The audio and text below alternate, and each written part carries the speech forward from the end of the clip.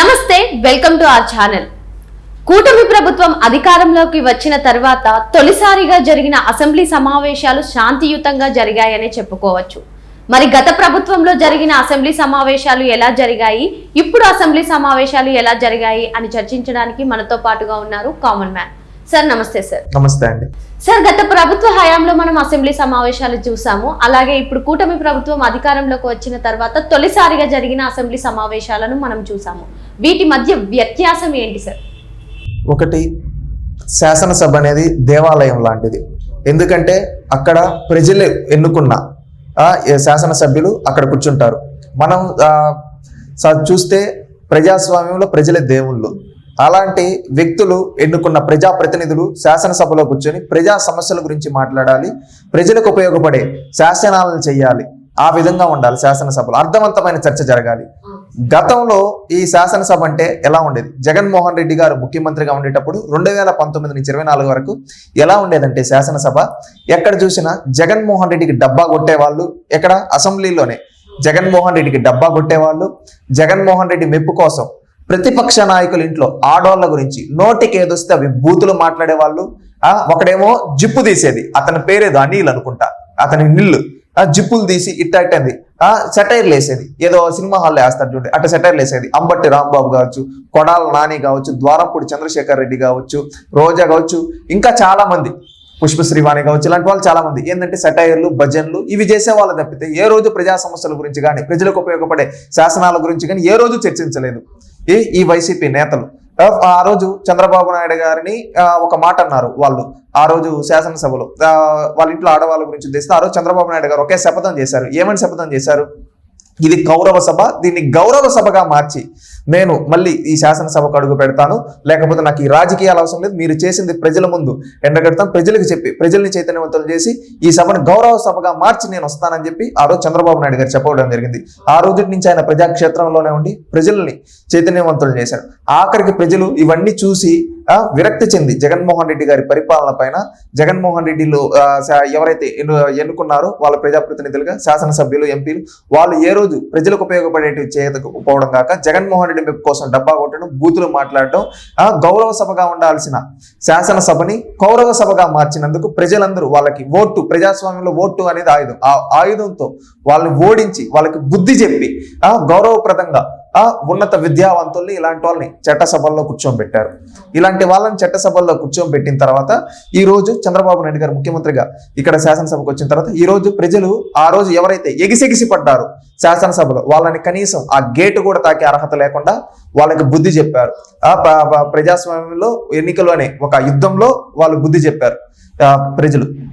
ఇప్పుడు ఏమైంది? అందరూ వచ్చారు. వచ్చిన తర్వాత నుంచి ఈ రోజు చూస్తే జగన్మోహన్ రెడ్డికి 11 మంది ఇస్తే ఆ 11 మంది కూడా శాసనసభకు రాకపోవడంతో శాసనసభ ఇంకా ప్రశాంతంగా జరుగుతూ ఉంది. ఏంటంటే అర్థవంతమైన చర్చలు జరుగుతుంది. ఇక్కడ ప్రతిపక్షం లేదు, ఉండేదంతా అధికార పక్షమే. కానీ ప్రజాపక్షమై నిలబడి ప్రతి ఒక్కరూ ఈ రోజు ప్రజా సమస్యల గురించి మాట్లాడుతున్నారు. ఒక్కొక్క ప్రాంతంలో ఒక్కొక్క సమస్యలు ఉంటాయి. ఆ సమస్యల్ని అక్కడ శాసనసభ సాక్షిగా చెబుతూ మంత్రుల దృష్టికి కావచ్చు, ముఖ్యమంత్రి దృష్టికి కావచ్చు తీసుకొని వస్తున్నారు. అక్కడ మంత్రులు వీళ్ళు సమాధానాలు ఇస్తూ ఉన్నారు. ఏంటి, మేము ఈ విధంగా చేస్తాం, మనం ఈ విధంగా కలిసి వెళ్దాం, ఈ విధంగా ప్రజలకు ఉపయోగపడే డిస్కషన్ అనేది జరుగుతూ ఉంది. ఆ డిస్కషన్ జరగడం వల్ల ఫైనల్ గా లబ్ధి పొందేది ఎవరు? ప్రజలు. ఎందుకంటే ప్రజాస్వామ్యానికి ఈ రోజు నిజమైన గౌరవం అని మేము భావిస్తూ ఉన్నాం. చంద్రబాబు నాయుడు గారి యొక్క నాయకత్వంలో శాసనసభలో కూటమికి సంబంధించిన 164 మంది ఎమ్మెల్యేలు ఈ రోజు ఒక అర్థవంతమైన చర్చ చేస్తున్నారు శాసనసభలో. మనం చూస్తే రీసెంట్ గా కావచ్చు ఎన్నో పాలసీలు తీసుకొని వచ్చారు. టూరిజం పాలసీ కావచ్చు, డ్రోన్ పాలసీ కావచ్చు, న్యూ ఐటీ పాలసీ కావచ్చు. అదేవిధంగా రాష్ట్రంలో ఒకప్పుడు ఆర్థిక పరిస్థితిని జగన్మోహన్ దిగజారి చేస్తే దాన్ని ఏ విధంగా మేము తీసుకొని వస్తాం ముందుకు అని బడ్జెట్లో క్లారిటీగా పెట్టడం జరిగింది. రాష్ట్రాన్ని అప్పులు తీర్చి అదేవిధంగా రాష్ట్రానికి ఒక నూతన వనరులు తీసుకొచ్చి పరిశ్రమలు తీసుకొచ్చి మేము ఏ విధంగా ముందుకెళ్తాం, ప్రతి ప్రాంతంలో ఇప్పుడు రోడ్లు గత జగన్మోహన్ రెడ్డి హయాంలో గుంతలు పడి వాటన్నింటినీ పూడుస్తాం, అదేవిధంగా ప్రాజెక్టులు పూర్తి చేస్తాం. ఈ విధంగా చాలా మంది ఎమ్మెల్యేలు తొలిసారి ఎన్నికైన వాళ్ళు కూడా వాళ్ళ నియోజకవర్గ సమస్యల గురించి అక్కడ చెప్తే దానికి మంత్రులు, ముఖ్యమంత్రి గారు అడ్రస్ చేస్తూ ఏమని చెప్పారు, ఖచ్చితంగా మీ నియోజకవర్గంలో మేము ఇవన్నీ పరిశీలిస్తామని గర్వంగా చెప్పారు. ఎందుకంటే ఇవన్నీ మేము చేస్తామని. వాళ్ళు కూడా కొత్తగా ఎన్నికైన శాసనసభ్యులు కూడా ఈ రోజు గర్వంగా మేము శాసనసభలో లేసి మా నియోజకవర్గ సమస్యల గురించి మేము ప్రస్తావించాము, మంత్రి గారు దీనికి ఈ విధంగా ఇచ్చారు, నేను నా కోట్లేసిన ప్రజల కోసం నేను పోరాడాను అని వాళ్ళు కూడా స్వయం తృప్తితో ఉన్నారు. ఇక్కడ చూస్తే ఈ విధంగా అర్థవంతంగా చర్చ జరుగుతూ ఉంది. ఇది కోరుకునేది. ఒకప్పుడు ఏ విధంగా అయితే గతంలో పాత రోజుల్లో రాజకీయం ఉండేదో, ప్రజల కోసం శాసనసభను ఏ విధంగా ఉపయోగించుకున్నారో, ఈ రోజు మళ్ళీ అదే విధంగా చంద్రబాబు నాయుడు గారి యొక్క నాయకత్వంలో కూటమి ప్రభుత్వంలో శాసనసభ సమావేశాలు అదే విధంగా జరుగుతాయి. అర్థవంతమైన చర్చ జరుగుతుంది, ప్రజలకు ఉపయోగపడే చర్చ జరుగుతుంది, ప్రజలకు ఉపయోగపడే శాసనాలు నిర్మించేదానికి ఆ చర్చ ఉపయోగపడుతుందని మేము భావిస్తూ ఉన్నాం. ఓకే సార్, ఇప్పుడు 11 మంది ఎమ్మెల్యేలు ఎన్నికయ్యారు సార్ వైసీపీ నుంచి. అయితే మరి వాళ్ళు అసెంబ్లీకి రాకపోవడాన్ని ఎలా చూడాలి? ఒకవేళ అసెంబ్లీకి వస్తే ఇంత శాంతియుతంగా అసెంబ్లీ జరిగేదా? ఒకటండి, ఈరోజు వాళ్ళు రాలేదంటే వాళ్ళు ప్రజాస్వామ్యాన్ని అవమానించినట్టు. ఇక్కడ ఈరోజు వాళ్ళని ఎవరో రావద్దని చెప్పలా, వాళ్ళు ఎవరిని సస్పెండ్ చేయలా, వాళ్ళని ఎవరిని డిస్మిస్ చేయలా. వాళ్ళకి ప్రజలు మీరు శాసనసభలో వెళ్ళి కూర్చోండి అవకాశం కల్పించారు. అలాంటి అవకాశాన్ని వాళ్ళు సద్వినియోగం చేసుకోవటంలా దుర్వినియోగం చేసుకుంటున్నారు. అవునా కదా? వాళ్ళకి ప్రజలు ఓట్లేసి ఇస్తే ఎక్కడైనా ఎవరైనా ఎక్కడ కావాలి వచ్చి కూర్చోవాలి. వీళ్ళు కూర్చోలేదంటే అర్థం చేసుకోండి వీళ్ళ పరిస్థితి ఏ విధంగా ఉందో. రేపు భవిష్యత్తులో ఆ స్థానాలు కూడా ప్రజలు ఎవరు వాళ్ళకి గుండు సున్నా పెడతారని నేను భావిస్తూ ఉన్నాను. ఎందుకంటే ప్రజాస్వామ్యబద్ధంగా 11 సీట్లు ఇస్తే 11 మంది ఎమ్మెల్యేలకు మాట్లాడే టైం ఉంటుంది. మీరు మీ నియోజకవర్గ సమస్యల గురించి మాట్లాడచ్చు, అధికార పక్షం గురించి మాట్లాడచ్చు, కొన్ని తీర్మానాలు జరిగితే ఆ తీర్మానంలో మీకు మాట్లాడే అవకాశం ఉంటుంది. అవి మాట్లాడచ్చు, ఎంతో విధంగా ఉపయోగించుకోవచ్చు శాసనసభకు వచ్చుంటే. వీళ్ళు రాకపోవడం వాళ్ళ యొక్క మూర్ఖత్వంగా భావిస్తున్నాం. ప్రజలు ఇవన్నీ గమనిస్తున్నారు. రేపు భవిష్యత్తులో ఆ 11 కూడా ఇంకెవరికన్నా ఇచ్చుంటే లాభం ఉండేది.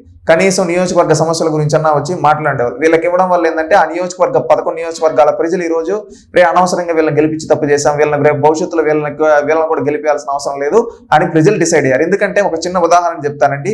ఈ రోజు చూస్తే పులివెందుల ఎమ్మెల్యే ఎవరండి ఈరోజు? కానీ పులివెందుల ఎమ్మెల్యే జగన్మోహన్ రెడ్డి గారు కానీ వచ్చి తన నియోజకవర్గ సమస్యల గురించి చెప్పుండొచ్చు కదా. ఈ తీరా చూస్తే 2 రోజుల క్రితము ఇప్పుడు కూటమి ప్రభుత్వం ఒక క్యాంపెయిన్ చేస్తుంది, pothole free roads in AP అని. అంటే గుంతలు పడే రోడ్లని వీటిని పూడ్చుకోగలు ఒక డెడ్ లైన్ పెట్టుకొని యుద్ధ ప్రాతిపదికన జరుగుతుంది. దీంట్లో చూస్తే రీసెంట్ గా కొన్ని ఫోటోలు వచ్చాయి, ఒక 6-7 ఫోటోలు. ఇది ఏ నియోజకవర్గం బాగా చూస్తే పులివెందుల నియోజకవర్గం. పులివెందుల నియోజకవర్గానికి జగన్మోహన్ రెడ్డి గారే కదా 5 ఏళ్ళు ఎమ్మెల్యేగా ముఖ్యమంత్రిగా ఉన్నారు. ఇప్పుడు ప్రస్తుతం ఆయనే కదా ఎమ్మెల్యే. కనీసం జగన్మోహన్ రెడ్డి 5 ఏళ్లలో ముఖ్యమంత్రిగా ఉండి తన నియోజకవర్గంలో గుంతల్లో మట్టి లేకపోయాడు. ఈ రోజు తెలుగుదేశం ప్రభుత్వం వచ్చిన తర్వాత ప్రజాపక్షాన్ని నిలబడి ఈ రోజు అక్కడ వాళ్ళ శాసనసభ్యుడు లేకపోయినా అక్కడ కూడా ఆ నియోజకవర్గంలో కూడా గుంతల రోడ్లని పూడుస్తూ మంచి రోడ్లు వేపిస్తున్నారు. అంటే కులం చూడడం, మతం చూడడం, ప్రాంతం చూడడం, పార్టీ చూడడం, ప్రజలందరికీ 175 నియోజకవర్గాల ప్రజలకి, రాష్ట్ర ప్రజలకు అభివృద్ధి చేయడమే మా లక్ష్యం అంటూ చంద్రబాబు నాయుడు గారు దీని ద్వారా మెసేజ్ ఇచ్చారు. అంటే పులివెందుల్లో కూడా మేము రోడ్లు వేస్తాం. జగన్మోహన్ రెడ్డి 5 ఏళ్ళు ముఖ్యమంత్రిగా ఉండి తన నియోజకవర్గంలో గుంతలు పోడ్చలేకపోతే మా ప్రభుత్వం వచ్చిన తర్వాత ప్రజా ప్రభుత్వం మేము ఆ రోడ్లను కూడా బాగా చేసి ప్రత్యర్థి నియోజకవర్గంలో కూడా రోడ్లు బాగేసి మా యొక్క చిత్తశుద్ధిని నిరూపించుకున్నామని ఈ రోజు ఆయన తెలియజేస్తున్నాడు. ఇప్పుడు కన్నా జగన్మోహన్ రెడ్డి గారు మేలుకుంటారని నేను భావిస్తూ ఉన్నాను. Okay sir. ఆంధ్రప్రదేశ్ను అభివృద్ధి చేయడానికి కూటమి ప్రభుత్వం అయితే ఈ 5 నెలల్లో కూడా ఎన్నో కీలక నిర్ణయాలు తీసుకుని వాటి బిల్లులను అయితే శాసనసభలో ప్రవేశపెట్టింది సార్.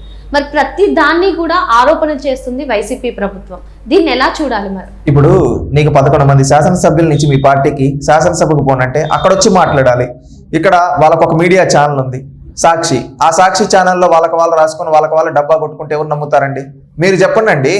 వాళ్ళ ఛానల్లో డబ్బాలు కొట్టుకోవడం కాదు, మీకు ప్రజలు అవకాశం ఇచ్చారు, ఇక్కడికి వచ్చి మాట్లాడండి. శాసన మండలిలో చూసాం వచ్చేవాళ్ళు వచ్చి ఏం మాట్లాడేవాళ్ళంటే నోటికి ఏదొస్తే అది మాట్లాడేవాళ్ళు. మంత్రులు కరెక్ట్ గా ఇది ఇస్తే కూర్చునేసేవాళ్ళు. లిక్కర్ గురించి మాట్లాడాడు ఎవరు? దువాడ శ్రీనివాస్ లేసి, దువాడ జగన్నాథం ఆయన పేరు, దువాడ శ్రీనివాస్ లేసి వచ్చాడు. ఆయన మాట్లాడు. కొల్లు రవీంద్ర గారు లేసి నెక్స్ట్ టైం కౌంటర్ ఇస్తే దానికి అటు సైడ్ నుంచి సౌండ్ లేదు. మళ్ళీ మహిళల రక్షణ గురించి లేసి ఏదో మాట్లాడదామని ట్రై చేశారు. అంటే ఏవేవో తప్పులు లెక్కలు చెప్పారు. హోంమంత్రి గారు లేసి కౌంటర్ ఇస్తే అటు పక్క నుంచి సౌండ్ లేదు. అంటే వీళ్ళు ఏంటంటే గాలి వార్తలు, నోటికి ఏదో కాకి లెక్కలు చెప్పాలని చెప్పి ట్రై చేశారు. అక్కడ ఏంటంటే మంత్రులు స్లిప్పర్ షాట్ కొట్టినట్టు కొట్టారు. ఏంటంటే క్లారిటీకి స్టాటిస్టిక్స్ పెడితే వాళ్ళకి అటు సైడ్ నుంచి మాట్లేదు. అందుకని జగన్మోహన్ రెడ్డి శాసనసభకు రావటం లేదని ఈ విధంగా కూడా అనుకోవచ్చు. ఎందుకంటే అక్కడికి వచ్చి కాకి లెక్కలు చెప్పారు అనుకో, ఇటు సైడ్ నుంచి వచ్చే కౌంటర్ అది ప్రజలందరూ చూస్తారు, పరుగు పోతుంది. అందుకని చెప్పి ఏంటంటే నాకు మీడియా ఛానల్ ఉంది కదా, నేను సెల్ఫ్ ప్రమోషన్, నా దగ్గర 5 ఏళ్ళు నేను అక్రమంగా సంపాదించిన దాంతో నేను సోషల్ మీడియా ప్రమోషన్ చేసుకున్నామని చెప్పి అక్కడ కూర్చొని చేసుకుంటున్నాడు. తప్పితే ఇక్కడికి రాకపోవడానికి మెయిన్ కారణం ఏంటంటే ఆయన దగ్గర ప్రాపర్ డేటా లేదు. ఇంకొకటి ఏంటంటే ఆయన ప్రాపర్ గా అక్కడికి వస్తే నవ్వులు పాలవుతాడు, ప్రజలందరూ ఇంకా చీకొడతారనే ఉద్దేశంతో ఇప్పుడు రాకుండా ఇంట్లో కూర్చోన్నాడు. ఇతను వచ్చినా ప్రమాదమే, రాకపోయినా ప్రమాదమే. ఎటు చూసినా జగన్మోహన్ రెడ్డికి ఫైనల్ గా ప్రమాదం.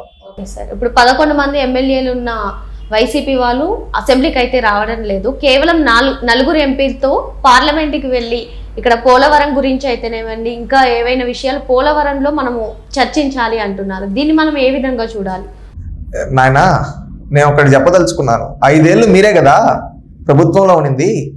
మీ మంత్రి ఒక అతను అన్నాడు, 1% 0.5% తొందర ఎందుకన్నా, వెయిట్ అని రాగాలు తీశాడు. మా నెల్లూరు అనిల్, ఆయన నిల్లు మంత్రి పదవి పోయింది ఆయనది. ఆ తర్వాత ఇంకొక అతను వచ్చాడు, ఎవరు, అంబట్టి రాంబాబు. అతను ఇంకా స్టైల్లో చెప్పాడు పోలవరం. నాకు అర్థం కాలేదు, ఎందుకంటే నేను చెప్పలేను. ఈ విధంగా తింగరగా మాట్లాడారు.